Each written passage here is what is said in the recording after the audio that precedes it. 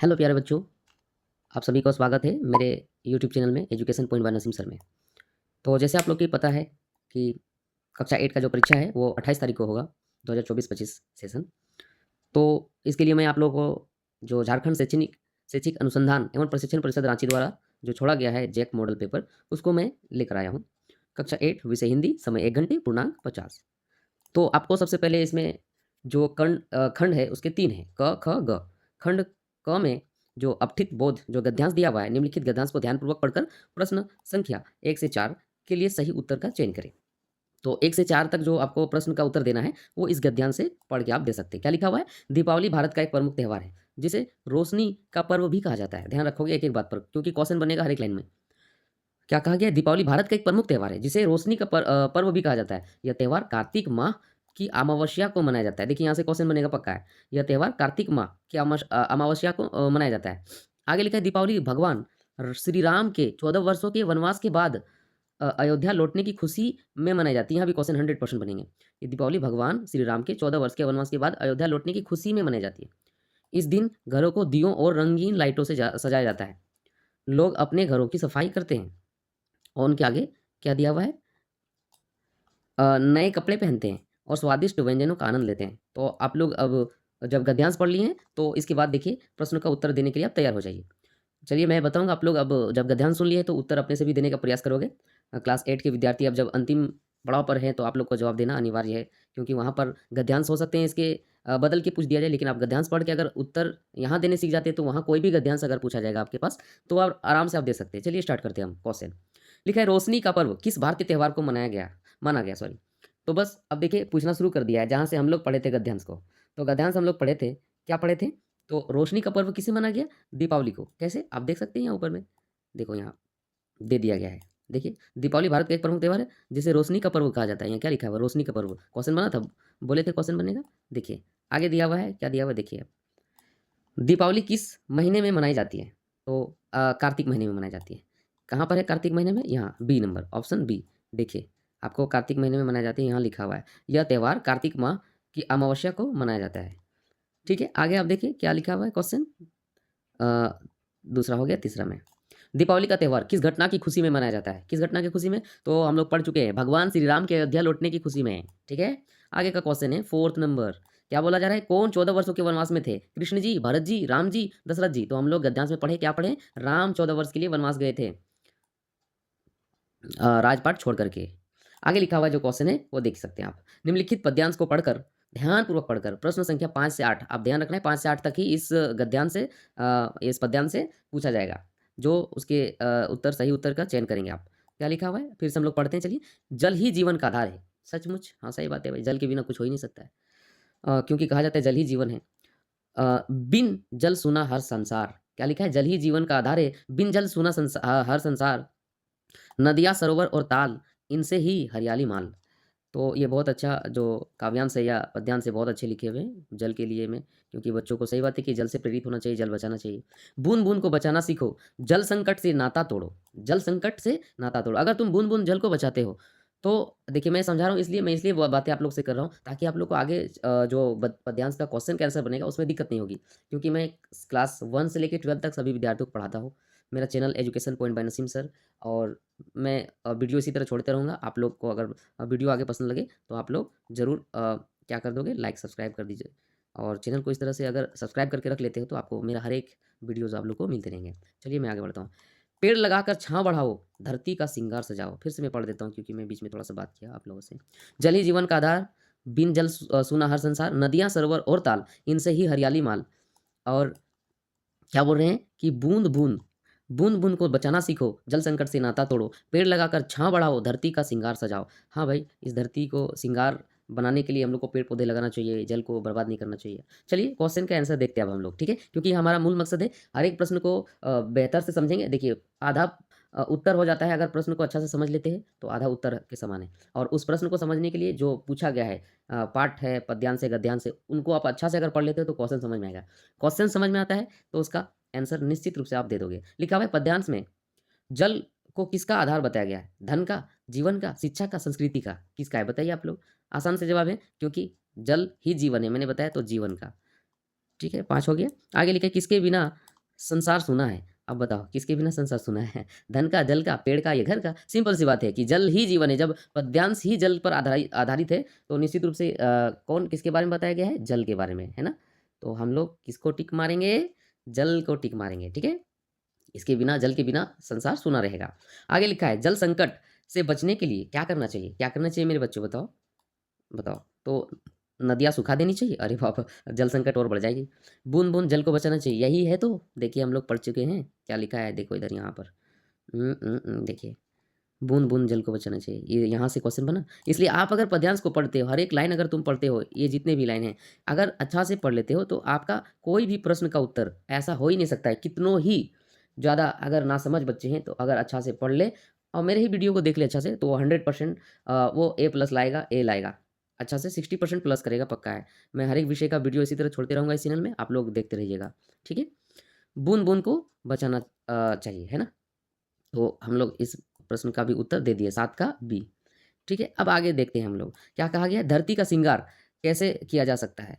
तो धरती का श्रृंगार कैसे किया जाता है? घर बनाकर, पेड़ लगाकर, नदियाँ सुखाकर, खदानें खोदकर। तो आप ही बताइए कि इसमें घर बनाकर हम श्रृंगार नहीं कर सकते धरती का, और धरती का श्रृंगार करने के लिए हमको क्या करना चाहिए? ये भी अजीब है, ये नदियाँ को सुखाएँगे तो धरती बर्बाद हो जाएगी। खदानें खोदकर, ये भी बर्बादी का कारण है। घर बनाने से हम सुंदर हमारा घर सुंदर होगा, अ, धरती नहीं। और धरती को सुंदर श्रृंगार बनाने के लिए, करने के लिए पेड़ लगाकर हमको क्या करना चाहिए? उसका श्रृंगार करना चाहिए, पेड़ लगाना चाहिए। आगे लिखा है, क्या इसका दिया हुआ है? राजपुत्र, क्या क्या लिखा है? राजपुत्र में कौन-सा समास लगा है? राजपुत्र में कौन-सा समास लगा है? द्वंद्व, तत्पुरुष या अविभाज्य या कर्मधारय? तो आप लोग को पता नहीं है तो प्लीज़ एक बार समास को पढ़ लीजिएगा, फिर इसके बाद जो है देखोगे तो ज़्यादा बेहतर होगा। तो इसमें मैं आपको शायद नहीं बता पाऊँगा अभी तुरंत, लेकिन हाँ, मैं अपने कक्षा में जहाँ पढ़ाता हूँ मैं ऑफ़लाइन, वहाँ मैंने बता चुका हूँ ये सब। तो ये हो इसमें होगा क्या? बी नंबर तत्पुरुष समास में। हर एक प्रश्न का उत्तर मैं दे दूँगा, लेकिन उसका डेफ़िनिशन बहुत ज़्यादा नहीं कर पाएँगे, कोई बात नहीं, है ना? चलिए आगे देखते हैं हम लोग, इसके आगे का सवाल है। अब यहाँ से जो खंड ख है, ये व्याकरण पोर्शन है, आप देख सकते हैं। वो 2 पूछा था खंड क में, क्या? गद्यांश और पद्यांश, ये सब में पूछेंगे। यही यही आप बोर्ड में मतलब पूछा जाएगा। ये आपका मॉडल दे दिया है, एक झलक देख लीजिए, एक आईना देख लीजिए कि यहाँ जिस तरह है, उसी तरह आपको वहाँ पर पूछा जाएगा। तो आप देख सकते हो कि ये आईना जो है आपको किस लिए दिखाया गया है? इसलिए क्योंकि आप वहाँ की तैयारी के लिए अच्छा से अभी सतर्क रहें। सतर्क हो जाएँ तो उसमें क्या हो जाएगा कि आपको दिक्कतें नहीं होगी। चलिए हम लोग आगे पढ़ते हैं, और क्या लिखा हुआ है? राजपुत्र में कौन-सा समास लगा? ये हो गया तत्पुरुष समास। आगे लिखा है 10 नंबर, आशा शब्द का विलोम क्या होगा? आशा शब्द का क्या हो जाएगा? आशा का निराशा, आशा का निराशा। उत्साह तो होगी नहीं, हताश तो होगी नहीं, परिश्रम तो होगी नहीं, तो आशा का निराशा हो जाएँगे। 11 नंबर लिखा है, विद्यालय का संधि विच्छेद क्या होगा? तो विद्यालय का आप लोग पढ़ चुके हैं भाई, विधा प्लस आलय, विधा प्लस आलय। देखो इसमें क्या लिखा है? विधा प्लस आलय। क्या इसमें ये सही होगा या ये है, या ये होगा या ये होगा? जो मैंने बताया विद्यालय का संधि विच्छेद, जैसे मैंने कहा विधा प्लस आलय, ये होगा। तो यहीं पर ए नंबर में दिया हुआ है विधा प्लस आलय। देखिए बी नंबर में क्या दिया? विधा प्लस अलय दिया हुआ है। यहाँ देखा विद प्लस आलय दिया हुआ है, तो और यहाँ विधा प्लस लय दिया हुआ है, तो ये भी गलत है, ये भी गलत है, ये भी गलत है। ये आपका सही हो जाएगा ए नंबर। तो इस प्रकार से 12 नंबर दिया हुआ है, सूर्य का पर्यायवाची शब्द क्या होगा? तो सूर्य को पर्यायवाची शब्द जो होता है, वो चंद्रमा नहीं होता है मेरे प्यारे बच्चों, धरती नहीं होता है, वरुण नहीं होता है, क्या होता है? रवि, रवि होता है। सूर्य का पर्यायवाची शब्द क्या है? रवि है। चलिए 12 भी हो गया। अब हम लोग 13 की ओर आगे बढ़ते हैं, ठीक है? 13 नंबर में क्या लिखा हुआ है? 13 नंबर में दिया हुआ है, अनुपस्थित शब्द में कौन-सा उपसर्ग है? अनुपस्थित में शब्द में उपसर्ग, उपसर्ग और प्रत्यय में बता देता हूँ थोड़ा-सा डेफिनेशन के साथ। उपसर्ग जो होता है मेरे प्यारे बच्चे, तो उपसर्ग किसी भी शब्द के पहले में लगकर उसका अर्थ को बदल दे, उसे उपसर्ग कहेंगे। और प्रत्यय जो बोला जाता है, प्रत्यय किसे कहेंगे? प्रत्यय उसे कहेंगे जिसके कोई भी शब्द के अंत में लगकर उसका अर्थ बदल दे, उसे हम प्रत्यय बोलेंगे। तो उपसर्ग में क्या लगना है? अनुपस्थित में क्या हो जाएगा? अनु हो जाएगा। क्या हो जाएगा? अनु, क्योंकि मैंने कहा उपसर्ग में क्या होगा? आगे में जो लगा शब्द, तो अनु कहाँ पर है? उप है, अप है, अन है, अनु है। तो 13 नंबर का आप देख सकते हैं क्या हो जाएँगे? ए नंबर हो जाएँगे। ये नहीं होगा, ये भी नहीं होंगे, ये भी नहीं होंगे। 13 का ए हो जाएँगे। चलिए, तो 13 नंबर के हम लोग कहाँ चले जाएँगे? ए नंबर। चलिए, आगे दिया हुआ है क्या? आगे हम लोग पढ़ेंगे 14 नंबर। क्या बोला जा रहा है? 9, 2, 11 होना। मुहावरे का सही अर्थ क्या हो जाएगा? गिनती करना, भाग जाना, या अ, क्या बोला जा रहा है इसका आगे का सी नंबर संयोग होना या जुड़ना। तो सिंपल सी बात है, 9 2 11 होना। हम लोग बोलते हैं अरे वो लड़का देखो 9 2 11 हो गया, भाग गया। कोई भूतनी के कहाँ चला गया, तो उसमें क्या बोला जाता है, भाग जाना। 9 2 11 हो जाना मतलब भाग जाना। ठीक है, तो 14 नंबर का हम लोग कितना नंबर, बी नंबर होगा, 14 का बी। इसके आगे दिया हुआ है, अब हम लोग पढ़ेंगे 15 नंबर। 15 क्वेश्चन क्या है, पंकज का क्या अर्थ हो सकता है। पंकज का क्या अर्थ हो सकता है, पंकज का क्या अर्थ हो सकता है, चंद्रमा, सूर्य, कमल या तारा। तो पंकज का आपसे बोल रहे क्या अर्थ हो सकता है, ऐसा लग रहा है, अनुभव अनुमान लगा रहे, तो कोई नहीं, पंकज का मैं बता देता हूँ क्या हो सकता है। अब आप लोग बताओ थोड़ा सा, आप लोग भी। तो चलिए मैं आप लोग को ज़्यादा नहीं बोलता हूँ, सी नंबर होगा कमल। क्या होगा, पंकज का कमल हो जाएंगे। ठीक है, पंकज का कमल हो जाएंगे। आगे लिखा हुआ है स्त्रीलिंग रूप को बताना है। ठीक है, 16 नंबर का नायक का स्त्रीलिंग रूप क्या होगा। तो नायक यानी हीरो, और नायिका यानी हीरोइन। तो नायिका कहाँ है, ये नायिका है, ये नायिका है, ये नायकानी है या नायकी है। तो 16 का क्या होगा, बताओ बताओ आप लोग। तो ये नायिका यहाँ पर है मेरे प्यारे बच्चों, देख लो इधर ये है। तो चलिए 16 का ए हो जाएंगे। अब 17 का क्या लेते हैं, जल्दी जल्दी करते हैं, बहुत सारे क्वेश्चन है, 50 क्वेश्चन है। देखिए अभी हम लोग बहुत लेट कर दिए। गंगा नदी 17 नंबर क्वेश्चन है, गंगा नदी बहुत पवित्र है, इस वाक्य में जातिवाचक संज्ञा शब्द कौन सा है। तो इसमें क्या बोला जा रहा है, गंगा नदी बहुत पवित्र है। सच में बात बहुत सत्य है कि गंगा नदी रियल में पवित्र है। ये वो नदी है, दुनिया की एकमात्र नदी है जो हम लोग बोलते हैं गंगा माँ है। क्योंकि इसलिए गंगा माँ है और वो ये पवित्र है, क्योंकि ये जो हिमालय से निकलती है, हिमानी गंगोत्री से, तो वो 3000 फीट से लगभग ऊंचाई से है। जो क्या करते हैं, बहुत सारे पेड़ पौधे को ये उखाड़ कर ले आते हैं अपने साथ, और वो जड़ी बूटी के रूप में उनके साथ पानी के साथ मिल जाते हैं। जैसे बहुत कोई कितना ही गंदा हो जाए, इसमें बैक्टीरिया क्या होते हैं, सारे बैक्टीरिया मर जाते हैं। और इसलिए गंगा नदी बहुत पवित्र नदी है। इस वाक्य में जातिवाचक संज्ञा बोल रहा है, शब्द क्या होगा। तो जातिवाचक इसमें क्या हो जाएगा, गंगा नदी पवित्र या बहुत। तो 17 का आप बताओ क्या हो सकता है। तो इसमें जाति कौन सी जाति है, गंगा आखिर नदी ही तो है, तो जाति किसे कहेंगे हम। तो जाति जैसे लड़का एक जाति है, लड़की एक जाति है, तो गंगा भी उसी प्रकार से एक नदी है। तो नदी जो है वो एक जाति है, जितनों भी नदी है सब क्या हो जाएंगे, जाति है। तो गंगा नदी बहुत पवित्र है, इस वाक्य में जातिवाचक क्या हो जाएंगे, नदी। जैसे मेरा नाम नसीम है, तो मेरा नाम नसीम है, ये मैं क्या हूँ, व्यक्तिवाचक हूँ। लेकिन मैं कहूँगा कि मैं एक लड़का हूँ, मैं लड़का तो नहीं कह सकते हैं, युवा हूँ 27 साल का। तो बताओ, तो उसमें युवा जब बोल रहे तो युवा बहुत सारे हैं, तो वो युवा क्या हो गया, जातिवाचक हो गया। इसी प्रकार से गंगा, भले गंगा बोला जाए तो ये व्यक्तिवाचक, पर्सनली गंगा जी को बोला जा रहा है, गंगा माँ को बोला जा रहा है। लेकिन अगर गंगा नदी कहा जाए तो नदी जब बोला जा रहा है तो गंगा नदी बहुत पवित्र है, इस वाक्य में जातिवाचक नदी हो जाएंगे, क्योंकि नदी का, नदी क्या है, जाति है। चलिए आगे क्वेश्चन हम करते हैं, बहुत जल्दी से करते हैं, बहुत लेट हो गया, काफ़ी बात कर रहे हैं हम, ये मेरा पहला वीडियो है इसलिए थोड़ा सा लग रहा है ऐसे। उसने मुझसे मदद मांगी, इस वाक्य में उसने कैसा शब्द है। अब उसने पूछ रहा है कैसा शब्द है, संज्ञा है, क्रिया है, सर्वनाम है या कर्म है।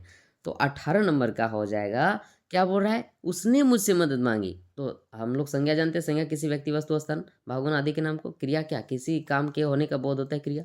सर्वनाम क्या होता है, तो संज्ञा के बदले जिस शब्द का प्रयोग होता है उसको हम लोग, संज्ञा के बदले किससे, उसने का प्रयोग किया गया है, तो उसने क्या है, सर्वनाम हो जाएगा। यानी संज्ञा के बदले जो शब्द प्रयुक्त होता है तो वो क्या हो जाएगा, सर्वनाम। तो ये उसने क्या हो जाएगा, सर्वनाम हो जाएगा मेरे प्यारे बच्चों। चलिए यानी 18 का क्या हो जाएंगे, सी। अब 19 का देखते हैं क्या लिखा है, तुम बहुत अच्छा गाते हो। सही बात है, कौन अच्छा गाते हैं, चलिए गा के सुनाओ हमको। हम भी थोड़ा बहुत गाते हैं, गाना मुझे अच्छा लगता है। तो बताइए, तुम बहुत अच्छे गाते हो, वाक्य में कौन सा शब्द क्रिया का बोध कराता है। वाक्य में कौन सा शब्द का क्रिया का बोध कराता है, तुम बहुत गाते या अच्छा। तो 19 का क्या हो जाएंगे मेरे प्यारे बच्चों, बोले तुम बहुत अच्छा गाते हो। अब गाते बोल रहे, वाक्य में कौन सा क्रिया का बोध है, क्रिया कर रहे हो, क्या क्रिया कर रहे हो, तुम बहुत अच्छा, क्या ये सब क्रिया नहीं हुआ। क्रिया होता है गाना, खाना, पीना, ये सब। तो क्या होता है, तुम बहुत अच्छे गाते हो, तो गाते हो कहाँ पर लिखा है, सी नंबर में, यही हो जाएगा सी नंबर आंसर। मैंने इसको ढक दिया, चलिए कोई नहीं, चलिए इसको हटा भी सकते हैं हम, देखो हटा दिए, किधर गया, हटा दिए, अब ये सी नंबर मार दिए। तो आगे लिखा है 20 में, क्या दिया हुआ है, 20 में दिया हुआ है वाक्य में संख्यावाची विशेषण शब्द का चयन करें। सिंपल सी बात है, जब वो बोला जा रहा है कि संख्यावाची मतलब गिनती, कहाँ है गिनती? वो बोल रहा है वह एक समझदार लड़का है। संख्यावाची विशेषण शब्द का चयन करने के लिए बोला जा रहा है। 20 नंबर में क्या हो जाएंगे? तो वो बोल रहा है वह एक समझदार लड़का है। ओ भाई साहब बताओ यहाँ पर, देखिए कैसा घुमाया, लेकिन आप लोग घूमोगे मैं नहीं, जो नसीम सर आपको पढ़ा रहे हैं। वह एक समझदार लड़का है। अब बताओ, यहाँ संख्यावाची बोल ही दिया है, तो बताओ इसमें इस वाक्य में क्या है, कौन संख्या है? वह है, एक है, समझदार है या लड़का है? आप लोग भी समझदार हो, बताओ। आप लोग लड़का लड़की दोनों ही देख रहे हो, बताओ। तो एक क्या है, संख्यावाची है, हाँ या ना बताओ? हाँ है मेरे प्यारे बच्चों, क्योंकि वह तो संख्या नहीं है, लेकिन 1 2 3 4 5 ये सब क्या है, संख्या है। इसलिए क्या हो जाएगा, वह लड़का या समझदार या एक, तो एक हो जाएगा। हाँ एक, ठीक है। चलिए अब आते हैं, हम लोग करते हैं। अ, अब देखिए खंड आ गया ग, यानी section C, A B C. Section C में क्या दिया गया? काफ़ी लेट हो रहा है मेरे प्यारे बच्चों, लेकिन क्या ही कर सकते हैं हम, ये मेरा पहला वीडियो है। हम देखेंगे, प्रयास करेंगे, जहाँ पर ज़्यादा बोल रहे हैं वहाँ कट कर देंगे। पाठ्यपुस्तक से पठित बोध, क्या लिखा है? निम्नलिखित गद्यांश को पढ़कर ध्यानपूर्वक पढ़कर प्रश्न संख्या 21 से 24 के लिए सही उत्तर का चयन करेंगे आप, ठीक है। हम लोग बोध को पढ़ते हैं, चलिए गद्यांश को पढ़ते हैं, सॉरी, और उसका सही सही आंसर देने का प्रयास करते हैं। बस सचमुच चल पड़ी और हमें लगा कि यह गांधी जी के असहयोग और सविनय अवज्ञा आंदोलन के वक्त अवश्य जवान रही होगी। उसे ट्रेनिंग, यानी अच्छा पता चल रहा है ये कहाँ से लिया गया है? ये बस की यात्रा से लिया गया है। मिल चुकी थी, हर हिस्सा दूसरे से असहयोग कर रहा था, मतलब उसका बस में एक दूसरे के साथ सब उबड़ खाबड़ हो गया था। पूरी बस सविनय अवज्ञा आंदोलन के दौर से गुजर रही थी। सीट का बॉडी से असहयोग चल रहा था। सीट और बॉडी मतलब एक दूसरे के साथ कनेक्ट नहीं था, नट वगैरह उखड़ चुके थे। कभी लगता सीट बॉडी को छोड़कर आगे निकल गई, कभी लगता कि सीट छोड़कर बॉडी आगे भागी जा रही है। 8-10 मील चलने पर सारे भेदभाव मिट गए। यह के लिए क्या लिखा है, देखिए इधर। यह समझ में नहीं आता था कि सीट हम पर बैठे या हम सीट पर बैठे। तो 4 मित्र न, कितने मित्र सवार हुए थे बताओ, आप लोग जवाब दो। 3 मित्र था। कितने मित्र थे? 3। उपरोक्त, चलिए हम लोग अब गद्यांश पढ़ लिए, उसके प्रश्न का उत्तर देने का प्रयास करते हैं, ठीक है। चलिए मेरे प्यारे बच्चों, अब जवाब दो जल्दी जल्दी। हम लोग गद्यांश पढ़ लिए, आप बताओ। उपरोक्त गद्यांश में गांधी जी के किस आंदोलन का वर्णन किया गया है? असहयोग आंदोलन, सविनय अवज्ञा आंदोलन, ए और बी दोनों, भारत छोड़ो आंदोलन। तो हम लोग देखें कि असहयोग आंदोलन का भी जिक्र किया गया और सविनय अवज्ञा आंदोलन का भी जिक्र किया गया है। आप लोग वीडियो को ऊपर नीचे करके देख सकते हैं। तो क्या क्या आ गया है? ए और बी दोनों, ठीक है। आगे लिखा हुआ है, क्या दिया हुआ है? क्वेश्चन 22 बोला जा रहा है, प्रस्तुत गद्यांश किस पाठ से लिया गया है? किस पाठ से लिया गया बताओ, आप लोग बता पाएंगे किस पाठ से लिया गया है? असहयोग आंदोलन से, बस की यात्रा से, पथ की पहचान से, या छोटा जादूगर से? मैंने पहले बता दिया कि जब बस की बात हो रही है तो बस की यात्रा से लिया गया है। और मैं एक पार्ट लिखा हूँ अपना, ये मैं बस की यात्रा 2, तो शायद आप लोग को कभी हम दे देंगे, शेयर कर देंगे इसी यूट्यूब चैनल में। गद्यांश में सीट और बॉडी के असहयोग से क्या संकेत मिलता है? क्या दोनों के बीच कोई तालमेल नहीं था? सीट हमेशा बॉडी के साथ रहती थी, या सीट और बॉडी एक दूसरे से प्रेम करते हैं थे, या सीट और बॉडी मिलकर रास्ते पर चल रहे थे? तो कौन सा 23 में क्या हो जाएगा? आप लोग सही से जवाब दो। तो मैं कह सकता हूँ कि दोनों के बीच कोई तालमेल नहीं था, काहे कि दोनों ही उबड़ खाबड़ हो चुके थे। सीट और बॉडी एक दूसरे से प्रेम करते, ये हो ही नहीं सकता है, क्योंकि हम लोग पहले पढ़ चुके हैं कि एक दूसरे के साथ वो था ही नहीं, तालमेल नहीं था। चलिए ज़्यादा बात नहीं करेंगे, ये भी नहीं, ये भी नहीं होगा। क्या होगा? ए नंबर, दोनों के बीच कोई तालमेल नहीं था, 23 का ए। आगे लिखा है, गद्यांश में 8-10 मील चलने पर किसका उल्लेख किया गया? किसका? रास्ते में रास्ते के भेदभाव मिटने का, बस की गति बढ़ने का, गांधी जी के आंदोलनों का परिणाम, या सीट और बॉडी का जुड़ने का? तो 24 का कितना नंबर हो जाएगा मेरे प्यारे बच्चों? रास्ते के भेदभाव मिटने का। कि 8-10 मील चलने के बाद क्या हो गया, रास्ते का भेदभाव मिट गया। पता चल गया कि ऐसे ही चलने वाला है, ये मानेगा नहीं। चलिए आगे, अब ये तो खत्म हो गया, आगे क्या लिखा है जो पद्यांश उसको फिर से पढ़ा जाए। निम्नलिखित पद्यांश को ध्यानपूर्वक पढ़कर प्रश्न संख्या 25 से 28 के लिए सही उत्तर का चयन करें।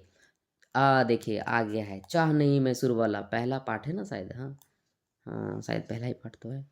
चाह नहीं है मैसूर वाला के गहनों में गुथा जाऊं, चाह नहीं प्रेमी माला में बिन प्यारी को ललचाऊं, चाह नहीं सम्राटों के सौ पर है हरी डाला जाऊं, चाह नहीं देवों के सिर पर चढ़ूं भाग्य पर इठलाऊं, मुझे तोड़ लेना वनमाली, ऐ वन का माली, मुझे तोड़ लेना और उस पद पर देना तुम फेंक, मातृ यानी माता तुल्य, मातृ मतलब माता तुल्य, भूमि पर शीश चढ़ाने जित पत जाए वीर अनेक। प्रस्तुत कविता के कवि कौन है? राम ने क्या बोलते हैं, रामन रेस त्रिपाठी, हरिवंश राय बच्चन, माखनलाल चतुर्वेदी या निर्मला पुतुल। तो आप लोग बहुत ही अच्छे से पढ़ चुके हो, 25 का हो जाएगा सी नंबर, माखनलाल चतुर्वेदी। लेखक का नाम आएगा मेरे प्यारे, आप तुम ये जान लीजिए, जो भी मैं बता रहा हूँ यहाँ पर सारा वो चीज़ें हैं जो आपको बोर्ड में पूछा जाएगा। इससे 100% में 50% भिड़ेगा। मॉडल का अर्थ है कि आप यहाँ देख लो, उसी के जैसे क्वेश्चन पूछा जाएगा। चलिए हम लोग आगे क्वेश्चन बढ़ते हैं। उस पद में देना तुम फेंक में कवि किस पद की बात कर रहे हैं? उस पद में जहाँ सम्राटों का पद है, या युद्ध के पद है, या वीरों का पद है, या प्रेमी माला के पद? तो सिंपल सी बात है, वीरों के पथ। जिस रास्ते में वीर जाएं उसके पैर के नीचे रहना चाहता है फूल। कहाँ रहना चाहता है? फूल पैरों के नीचे। आगे लिखा है, जिस पथ जावे वीर अनेक, से कवि किस पथ का उल्लेख कर रहे हैं? सम्राटों के पथ, ये रिपीटेड क्वेश्चन जैसे लग रहा है लेकिन कोई नहीं, शहीदों के पथ या युद्ध में शहीद होने के पथ। तो 27 का जो दिया हुआ ये क्या हो जाएगा? शहीदों के पथ।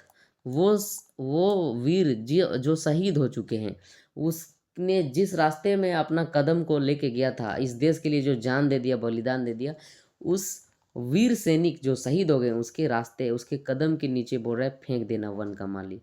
प्रस्तुत कविता का मूल भाव क्या है? इस कविता का आखिर मूल भाव क्या है, क्या कहना चाहता है? What do you mean by the main topic of this poem? क्या बोला जा रहा है? प्रस्तुत कविता का मूल भाव क्या है?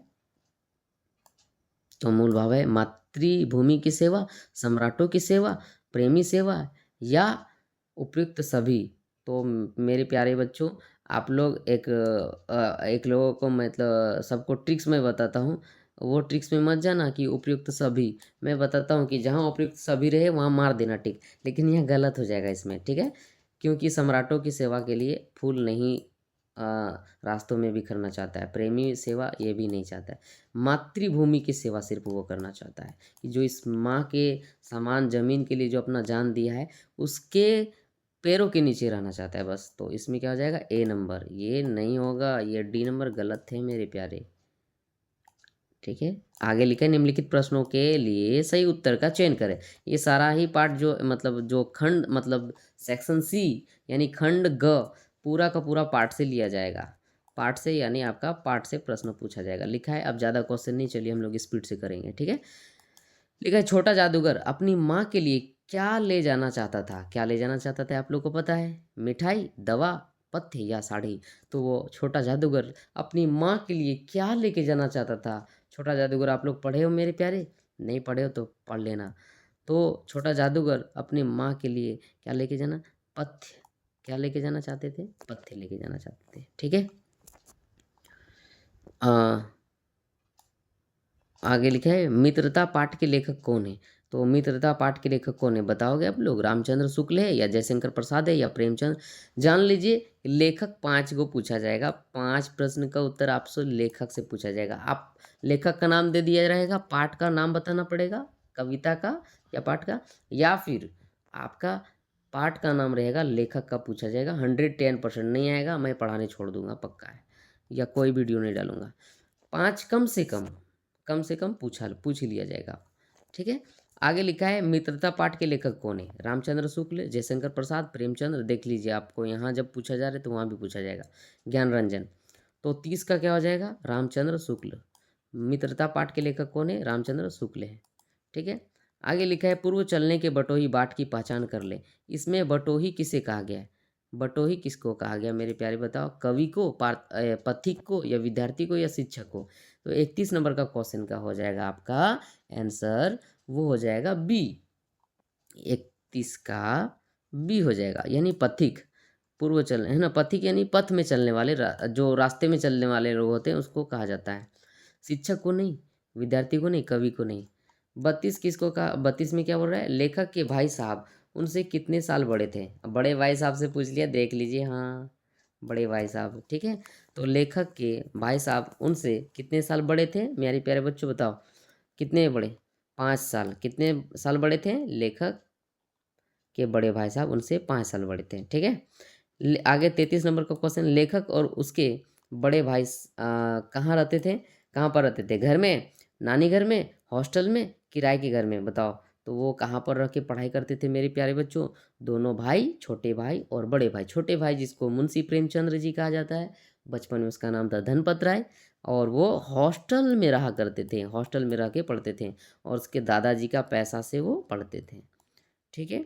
मैं बहुत ज़्यादा इसके बारे में तो डेफिनेशन के साथ अभी नहीं बता पाऊँगा। देखिए 29 मिनट, लगभग 30 मिनट होने जा रहा है।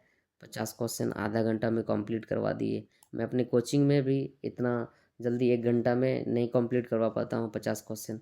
आपके यहाँ देखिए यूट्यूब में आप लोग को आप लोग के प्यार पाने के लिए मैं 10:47 रात को मैं बता रहा हूँ, ताकि आप लोग सीखें और समझें, और आप लोग का ये प्रश्न भिड़ जाए वहाँ पर। मेरा दुआ है, मेरा आशीर्वाद आप लोग के साथ रहेंगे, दुआ साथ रहेंगे। तो 34 नंबर का लिखा है, अशोक का शस्त्र त्याग कैसी रचना है? अशोक का शस्त्र त्याग वो कैसी रचना है? रचना पूछा जाएगा मेरे प्यारे बच्चों। हास्य व्यंग्य पूछेंगे, नाटक, एकांकी, कहानी, निबंध, किस प्रकार का रचना है? तो जो अशोक का शस्त्र त्याग है वो किस प्रकार का पाठ है? तो नाटक है, कहानी है, एकांकी है, निबंध है? बताओ। 34 का हो जाएगा आपका कौन सा हो जाएगा? बताओ, बता दो हमको, हमको समझ में नहीं आ रहा क्या है क्या है। अरे ऐसे बोल रहे भाई, एकांकी होंगे। हाँ ठीक है। अशोक का शस्त्र त्याग कैसी रचना है? एकांकी होंगे, एकांकी। चलिए ठीक है। आगे लिखा है, सम्राट अशोक ने, हाँ भाई अशोक सम्राट राजा, बहुत बड़े राजा थे, हमारे भारत के जाने माने, जाने माने नहीं, सबसे बड़े राजा बोल सकते हैं हम। हाँ, सबसे बड़े राजा। सम्राट अशोक ने किस राज्य पर चढ़ाई की थी? मगध, बोध गया, या आगे का, इधर किधर है, किधर है, किधर है, हाँ इधर, पाटलिपुत्र या कलिंग? कहाँ पर? बता दो, बता दो भाई, तुम लोग बताओ। थोड़ा सा कुछ क्वेश्चन के आंसर तुम लोग भी दे दो। तो कलिंग के महाराज थे, जानते हो ना? कलिंग के महाराज के ऊपर चढ़ाई किए थे, सॉरी, वो समझ गए? सम्राट अशोक कहाँ के राजा थे? मगध के थे। और वो कहाँ पर लड़ाई के लिए ये कर रहे थे? कलिंग के लिए। सम्राट अशोक ने किस राज्य पर चढ़ाई की थी? ठीक है, किस पर? तो कलिंग पर। कहाँ? Answer D. ठीक है। आगे हम लोग करते हैं, कलिंग के महाराज जो लड़ाई कर रहे थे जिससे, अशोक सम्राट कहाँ के थे? कलिंग महाराज। कलिंग महाराज की कन्या का क्या नाम था? मिथिला, शिखा, पद्मा, इनमें से कोई नहीं, पद्मा है ना। उसमें क्या थे? उसका नाम पद्मा थे। तो पद्मा इसका नाम था। आगे लिखा हुआ है, अमरूद का पेड़ के लेखक की माँ कहाँ के जेल में थी? क्या बोल रहे? अमरूद के पेड़, अमरूद का जो पेड़ है उसके लेखक के जो माँ है वो कहाँ के जेल में थी? अजमेर में, भोपाल में, सूरत में, या अंडमान में? कहाँ पर है बताओ? 37 का, 37 का हो जाएंगे आपका ए, अजमेर, अजमेर शरीफ, ख्वाजा मोइनुद्दीन चिश्ती रहमतुल्लाह अलैह का दरगाह। चलिए हम लोग आगे बढ़ते हैं। अमरूद के पेड़, अमरूद के पेड़ में फूल आने की बात किसने बताई थी? तो पाठ का नाम अमरूद का पेड़ आप लोग सुने होंगे। चुन्नू ने, पप्पू ने, नौकर ने, मिद्दू ने? किसने बताए थे? 38 का क्वेश्चन हो जाएगा मिद्दू ने, मिद्दू ने। किसने बताया था? मिद्दू ने भाई। हाँ। अब पढ़, अगर आप पाठ को पढ़े हो, देखिए हिंदी आप बेहतर ढंग से और समझ सकते हो। अब हिंदी के पाठ जितने प्रश्न का उत्तर है ये सब आप दे दोगे।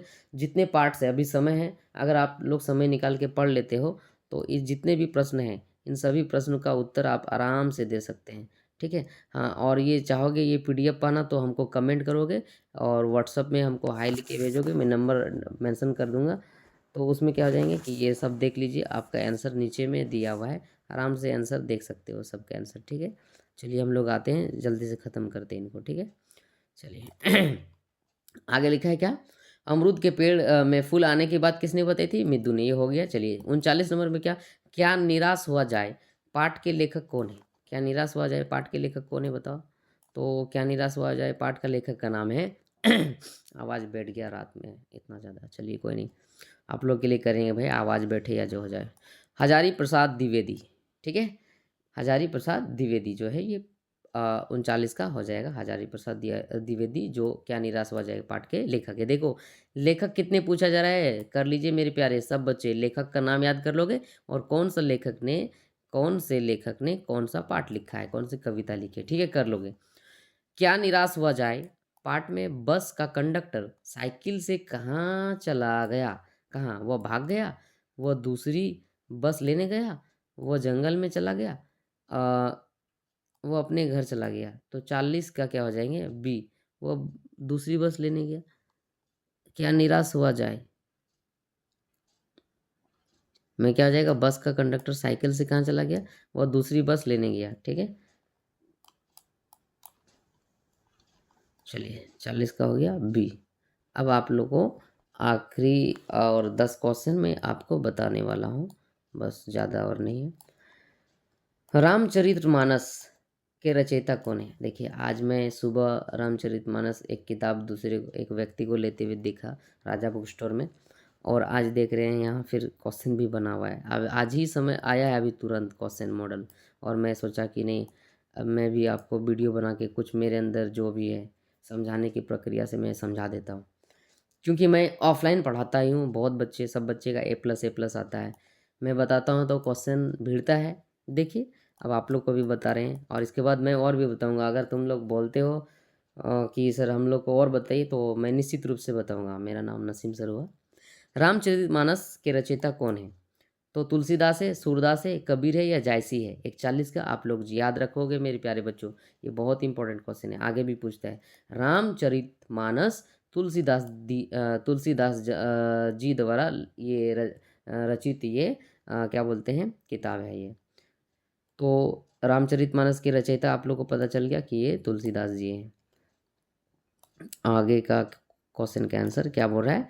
जयपाल सिंह मुंडा का जन्म किस गांव में हुआ था? तो हमारे झारखंड के ये बहुत जाने माने खिलाड़ी हैं। तो ये जयपाल सिंह मुंडा का जन्म किस गांव में हुआ था? तोरपा में, खूंटी में, तपकरा या सिमडेगा में? तो 42 का आपका हो जाएगा आपका तपकरा में। जयपाल सिंह मुंडा का किस गांव में जन्म हुआ था? तपकरा में हुआ था, ठीक है। आगे लिखा हुआ है क्वेश्चन, आगे का क्या दिया हुआ है? बस की यात्रा पाठ। देखो बस की यात्रा से बहुत क्वेश्चन बन रहा है, ठीक है। अब जरूरी नहीं कि वहाँ आपका बोर्ड में बस की यात्रा से पूछा जाएगा, किसी से भी ले लिया जाएगा। तो आप पाठ को अगर पढ़ के रखे हुए हो तो निश्चित रूप से आपका क्वेश्चन का आंसर कहीं नहीं जाने वाला है, 100% आपका हो जाएगा। बस की यात्रा पाठ कैसी रचना है? तो बस की यात्रा जो है वो पाठ कैसी रचना है मेरे प्यारे बच्चों बताओ? व्यंग्य है, निबंध है, कहानी है या नाटक है? व्यंग्य मतलब होता है हंसी मजाक, यानी मजाक बनना, ठीक है। तो निश्चित रूप से हम लोग जान चुके कि बस की यात्रा जो है वो क्या है? बस की यात्रा जो है वो क्या नाटक बन चुका था उसका बस का। देखो नहीं, सब कोई हंस रहा था, मतलब नाटक क्या उसका व्यंग्य हो गया था, मतलब मजाक बन गया था। और बोलते ना व्यंग कर रहे हो यानी मजाक उड़ा रहे हो, मजाक। तो बस का मजाक उड़ाने लगे लोग क्या क्या बोल के। निबंध तो है नहीं, ठीक है, निबंध का अलग है, ठीक है। कहानी कहानी नहीं है, जैसे दो बेलों की कथा वो कहानी है, ठीक है। नाटक क्या है? नाटक में नाटक अलग है, ठीक है। व्यंग्य क्या है? मजाक उड़ना। तो बस का मजाक उड़ रहा था, इसलिए क्या हो जाएगा? व्यंग्य हो जाएगा। 43 का व्यंग्य, ए नंबर, ठीक है। आगे लिखा है हुंड्रू का झरना कहाँ है? हुंड्रू वाटरफॉल, आहा, इट्स अमेजिंग प्लेस। मुझे यहाँ जाने का बहुत शौक है, परंतु जा नहीं पाए, पता नहीं क्यों अभी तक जा नहीं पाए। इसको छोटा नागपुर यानी हमारा झारखंड का स्वर्ग का टुकड़ा भी कहा जाता है, जो कि रांची से 27 मील दूर है। और इससे क्वेश्चन बन सकता है और कि हुंडरू का वाटरफॉल कितना, मतलब हुंडरू जलप्रपात कितना ऊंचाई है, 243 फीट ऊंचा है इसका। तो 44 का हो जाएगा निश्चित रूप से कितना, मैं बता ही दिया हूँ कि ये कहाँ पर है, रांची से 27 मील दूर में है, जो कि रांची में ही है। ठीक है, तो आगे लिखा है बूढ़ी पृथ्वी का दुख कविता की कवित्री कौन है। बूढ़ी पृथ्वी का दुख, जो हम लोग पृथ्वी के इतने साथ इसके साथ जो मन सो क्या नहीं कर रहे हैं, गंदगी, पेड़ को काटना, तो ये पृथ्वी बूढ़ी हो गई है। सबका एक उम्र होता है, हम लोग ने इसको बर्बाद कर रहे हैं धीरे धीरे, तो ज़्यादा जल्दी से ये बूढ़ी हो गई। तो 45 का जो हो जाएगा वो हो जाएगा बूढ़ी पृथ्वी का दुख, निर्मला पुतुल ने लिखे हैं। ठीक है, अब इसके आगे का क्वेश्चन क्या दिया हुआ है, काशी विश्वविद्यालय में प्रवेश करते ही दाईं तरफ क्या है। तो काशी विश्वविद्यालय में प्रवेश करते तरफ क्या आपको दिखाई देंगे, तो क्या लिखा है इसमें, सर सुंदरलाल अस्पताल क्या दिखने को मिलेगा। हाँ, हमको लगा सुंदरलाल बहुगुणा, लेकिन ऐसा है नहीं। सर सुंदरलाल अस्पताल, महिला विद्यालय नहीं दिखने को मिलेंगे, ये नहीं होंगे, जिम खाना नहीं मिलेगा, पार्क भी नहीं मिलेगा, तो आपको क्या मिलेंगे, सर सुंदरलाल अस्पताल देखने को मिलेंगे। ठीक है, अब आगे का है लास्ट और 3 क्वेश्चन जवाब हो जाएगा आपका, 40 मिनट में ये वीडियो कंप्लीट हो जाएगा और 50 प्रश्न का उत्तर आप लोग जान जाओगे एकदम अच्छा से समझ समझ के। वीरजन्नी का पुरस्कार किसे मिला, वीरजन्नी का पुरस्कार किसे मिला मेरे प्यारे बच्चों, बताओ। तो शारदा सुब्रमण्यम, या डॉक्टर चंद्रा, या शिवानी, या महादेवी वर्मा। तो शारदा सुब्रमण्यम को मिला। ठीक है, आगे लिखा हुआ है क्या, दिया हुआ है किसकी बुआ आईएएस बन गई, IAS, IAS, it's like my dream but how it is possible. ये मेरा सपना है किंतु पूरा हो पाएगा, देखते हैं क्या होगा। वो मेहनत करते हैं, समय नहीं मिलता है, लेकिन घर में रह के तो नामुमकिन है। देखते हैं, फिर भी देंगे, परीक्षा देंगे, जरूर देंगे, पढ़ के परीक्षा एक बार देंगे। तो किसकी बुआ बन गई थी, तो हमने जो पढ़े हैं वो तो, अरे यहाँ ऑटोमेटिकली दे दिए मोटा से आंसर, पहले दे दिए शुभांगी। 48 का सी नंबर शुभांगी, देखिए ये पतला लिखा हुआ है, पतला से लिखा है, ये पतला से है, और ये मोटा दे दिया है। आंसर आप लोग को पता हो गया भाई, किसकी बुआ आईएएस बन गई थी। आईएएस का फुल फॉर्म है इंडियन एडमिनिस्ट्रेटिव सर्विस, जो ये पास कर लेने से बन जाते हो आप डीसी, यानी district collector, DM district magistrate, है ना, चीफ सेक्रेटरी, सेक्रेटरी, सारे बड़े पद ये आईएएस बनने के बाद बनते हैं ना। और बहुत पावर है भाई, तो इसी तरह आप लोग भी पढ़ लिख के ये शुभांगी के बुआ की तरह आप लोग भी आईएएस बनो, मेरा दुआ है आप सभी का साथ। मेहनत करने से सब हो जाएंगे, है ना। बेहतर से बेहतर की तलाश करो, मिल जाए नदी तो समंदर की तलाश करो, और टूट जाती है शीशा पत्थर की चोट से, टूट जाए पत्थर ऐसा शीशा तलाश करो। ये आप लोग को मोटिवेट करने के लिए मैं बोल रहा हूँ। आप लोग चाहो तो चुटकी में आप लोग जो चाहो वो कर सकते हो, किंतु अगर समय का सही सदुपयोग करें तो याद रखना, आप लोग अपना जीवन को और अपने घर परिवार सब को बदल सकते हो। गरीब घर में पैदा जरूर हुए हो, लेकिन गरीब बन के मरना नहीं, समझ गए ना। ये नहीं तो ये एलन मस्क जो अभी दुनिया का सबसे अमीर आदमी है उसका कहना है, गलती हमारी होगी अगर हम गरीब बन के मर जाएं तो। इंशाल्लाह मेहनत करोगे, ठीक है, जम के। बिहार के मधुबनी इलाके में अकाल कब हुआ था। अकाल का अर्थ होता है जब भूखा प्यासा सब लोग मरने लगे तो अकाल कहा जाता है। ठीक है, तो बिहार के मधुबनी इलाके में अकाल कब हुआ था, 5वीं सदी में, 3री सदी में, 7वीं सदी में, 6वीं सदी में। तो जैसे कि आप लोग को पता है कि हम लोग अभी कौन सी सदी में जा रही, 21वीं सदी में जी रहे हैं। तो 21वीं सदी में जब जी रहे हैं तो कैसे हम 5वीं 6ठी कहेंगे, तो एक से, अच्छा एक सदी मतलब पहला साल जो हुआ उसको कब बोलेंगे, जो जब ईसा मसीह का जन्म हुआ उसको पहला साल कहा जाता है। और उस दिन से लेके अभी तक कितना साल हो गया, 2025 हो गया, यानी ईसा मसीह का जन्म 2025 साल हो गया। ठीक है, तो 1 से लेके 99 तक वो क्या कहलाएगा, पहला पहला विश्व ईस्वी। और 100 से लेके 199 तक दूसरा सदी कहा जाएगा। ठीक है, 100 साल को एक सदी कहा जाता है। ठीक है, और उसी प्रकार से हम लोग अभी कितना सदी में जी रहे हैं? 21वीं सदी में जी रहे हैं। ठीक है, अब आखिरी क्वेश्चन आप लोग के सामने क्या है? ऐसा लगता है कि मैं केबीसी खेल रहा हूँ। कुछ नहीं, अमिताभ बच्चन जी वो बेहतर खेलते हैं, हम लोग समझा सकते हैं बेहतर से।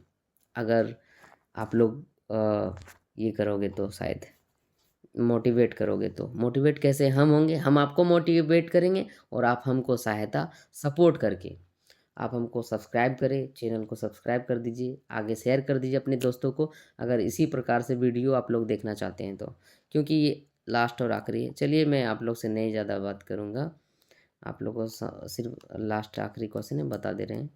क्या लिखा है? कौन से तालाब में लोग अपने अपने क्षेत्र का थोड़ा पानी लाकर मिला देते थे? बिंदु सागर, कलिंग सागर, समर सागर या सूर सागर? तो आखिरी और अंतिम प्रश्न का उत्तर है, बताओ आप लोग, बताओ। चलिए बता ही देते हैं, बिंदु सागर से।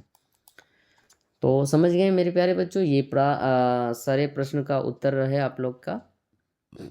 मैं आपका नसीम सर, अगर आप लोग चाहो तो मुझे आगे फॉलो, आगे के लिए फॉलो और शेयर और सब्सक्राइब कर दीजिए भाई। ठीक है, मैं आगे ऐसे ही इसी तरह वीडियो बनाते रहूँगा, है ना? आप लोग, अरे भाई जब देखना ही है तो सब्सक्राइब कर दीजिए, इतना लेट क्यों कर रहे हो? सब्सक्राइब कीजिए, कर दीजिए प्लीज़। ठीक है, कौन से तालाब में लोग अपने अपने क्षेत्र का थोड़ा पानी लाकर मिला देते थे? बिंदु सागर को। और मैं बोल रहा हूँ तो गुस्सा नहीं करना, ऐसा नहीं, आप लोग का सर हूँ, गुस्सा नहीं किया जाता है। चलिए ये देख लीजिए, यहाँ से मिला लेंगे।